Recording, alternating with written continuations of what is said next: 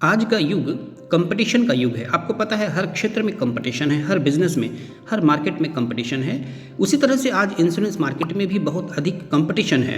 बहुत सारी नई कंपनियां आ चुकी जो कि अच्छे प्रोडक्ट लॉन्च कर रही हैं और कस्टमर्स को अच्छी सर्विसिंग भी दे रही है। आज एलआईसी का एक छत्र राज नहीं है। पहले सिर्फ एलआईसी की पॉलिसीज़ हुआ करती थी और एलआईसी का एक छत्र राज हुआ करता था। अब इसी के मद्देनज़र एलआईसी के चेयरपर्सन और एलआईसी के मैनेजिंग डायरेक्टर ये सभी मिलकर एलआईसी के भविष्य के लिए काम कर रहे हैं और तरह तरह की नई नई योजनाएं बना रहे हैं। इतना कंपटीशन होते हुए भी आज भी एलआईसी की पॉलिसीज़ 60 से 70% हो रही हैं, यानी कि बाकी इंश्योरेंस कंपनियों की लगभग इंश्योरेंस पॉलिसीज़ 35 से 40% के आसपास है, लेकिन एलआईसी की पॉलिसीज़ लगभग 60 से 70% के बीच हो रही हैं। इतना सब कुछ होते हुए, इतना कंपटीशन होते हुए, और इसमें सबसे अधिक योगदान इंश्योरेंस एडवाइज़र्स का है।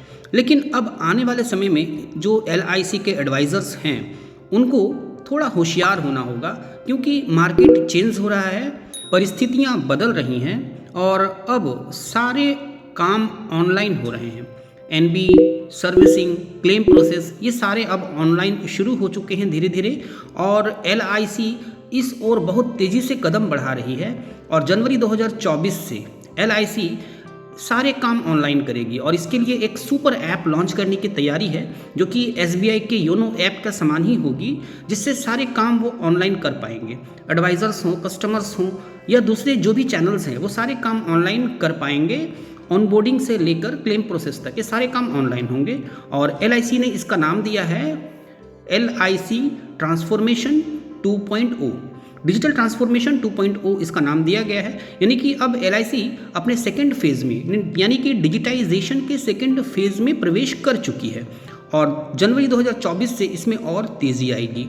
तो इस बदलते परिवेश में एजेंट्स को भी अपने आप को थोड़ा सा होशियार बनाना पड़ेगा, कंसल्टेशन की तरफ ले जाना होगा। अब वो एजेंट नहीं है, सिर्फ एलआईसी के एजेंट नहीं है, उनको कंसल्टेंट बनना पड़ेगा, क्योंकि एलआईसी भी अपनी योजनाएं अपने प्रॉफिट के लिए ही बना रही हैं। जितनी भी कंपनियां मार्केट में हैं, निश्चित रूप से वो प्रॉफिट कमाने के लिए आई हैं, वो काम करने आई हैं और मार्केट में उनको कंपटीशन में सबसे आगे निकलना है। तो इसके लिए निश्चित रूप से वो अपनी योजनाएं बनाएंगे और एलआईसी इसी कारण बैंकिंग चैनल्स की तरफ रुख करने की तैयारी कर रही है। यानी कि अब एलआईसी भी बैंकिंग चैनल्स के थ्रू अपने पॉलिसीज़ को सेल करने के लिए आगे बढ़ रही है। अभी तक ज़्यादातर पॉलिसीज़ एलआईसी एजेंट के थ्रू ही एलआईसी की होती थी, लेकिन कुछ बैंक्स के साथ अटैचमेंट करने के बाद, कुछ बैंकों के साथ पार्टनरशिप करने के बाद इनको अच्छा रिजल्ट मिला। जैसा कि एलआईसी के मैनेजिंग डायरेक्टर एम जगन्नाथ ने अपने एक इंटरव्यू में ये बात कही कि बैंकों के साथ पार्टनरशिप करने पर उनको अच्छा रिजल्ट मिला है, अच्छा लाभ हुआ है। इसी कारण वो आगे अन्य बैंकों के साथ पार्टनरशिप पर विचार कर रही है। और लेटेस्ट न्यूज़ के अनुसार जेके बैंक्स और सारस्वत अर्बन कोऑपरेटिव बैंक्स, इनके साथ ये फाइनलाइज हो चुका है। ये इनके कॉर्पोरेट एजेंट के रूप में काम करेंगे, इनके पार्टनर्स के रूप में काम करेंगे। तो एलआईसी अब इस ओर बढ़ रही है कि वो बैंकों को पार्टनरशिप में लेकर बैंकिंग चैनल्स के थ्रू अपनी पॉलिसीज़ सेल करेंगे।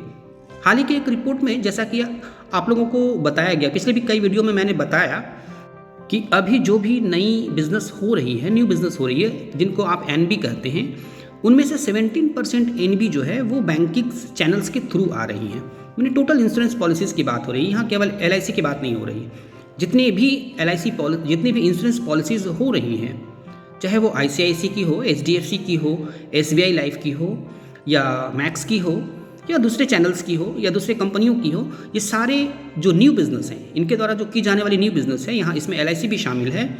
तो सभी इंश्योरेंस कंपनियों के जो न्यू बिज़नेस हैं, उन न्यू बिज़नेस का 17% वो बैंकिंग चैनल्स के थ्रू आए हैं। इस कारण बैंकिंग चैनल्स का महत्व बढ़ता जा रहा है इंश्योरेंस मार्केट में, चूँकि कस्टमर्स वहाँ डायरेक्ट पहुँचते हैं। बैंक सभी के लिए आवश्यक है, बैंकों में बहुत सारे काम होते हैं कस्टमर्स के, तो डायरेक्ट वहाँ पर लोग पहुँचते हैं और वहाँ पर कस्टमर्स डायरेक्ट मिलते हैं। इस कारण बैंक का महत्व अधिक बढ़ जाता है इंश्योरेंस पॉलिसीज़ के लिए।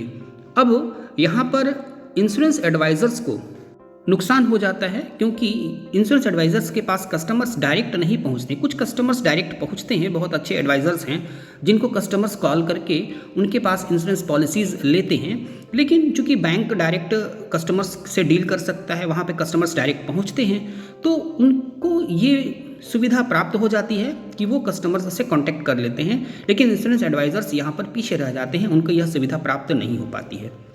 तो अब जब बैंकिंग चैनल्स के थ्रू LIC की पॉलिसीज सेल होंगे तो एजेंट्स का महत्व धीरे धीरे घटने लगेगा।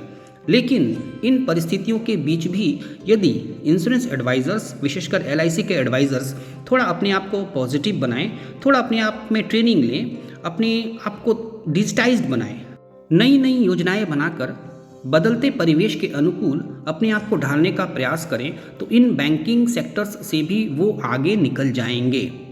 हर किसी का अपना कुछ प्लस पॉइंट होता है और कुछ माइनस पॉइंट होता है।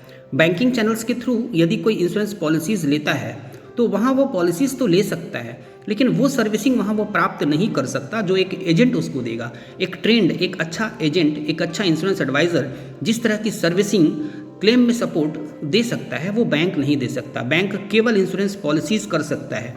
उसके बाद कस्टमर्स को सर्विसिंग के लिए भटकना पड़ेगा। ऑनलाइन प्लेटफॉर्म तो आएंगे, लेकिन आज इंडिया में कितने % लोग हैं जो इन ऑनलाइन प्लेटफॉर्म का सही से यूज़ करना जानते हैं। हमारी टीम ने देखा है कि अच्छे अच्छे लोग भी ये ऑनलाइन प्लेटफॉर्म का सही से यूज़ नहीं कर पाते।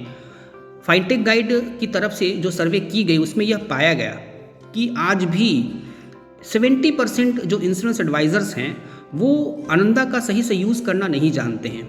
30% यूज़ करना जानते हैं, 70% सही से यूज़ करना नहीं जानते, और उसमें भी 50% ऐसे हैं जो कि बिल्कुल ही बिना सपोर्ट के यूज़ नहीं कर पाते।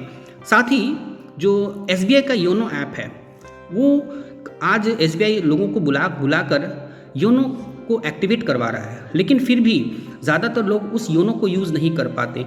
आज इंडिया में ये पोजीशन नहीं है कि लोग इन डिजिटल प्लेटफॉर्म्स का सही से यूज़ कर सके। अच्छे अच्छे पढ़े लिखे लोगों को भी हमारी टीम ने देखा है कि वो इन प्लेटफॉर्म्स का सही से यूज़ नहीं कर पाते। तो यहाँ पर एजेंट का सपोर्ट लेना आवश्यक हो जाएगा। एजेंट्स की सपोर्ट इनको लेनी होगी, क्योंकि एजेंट्स ट्रेंड पर्सन होते हैं।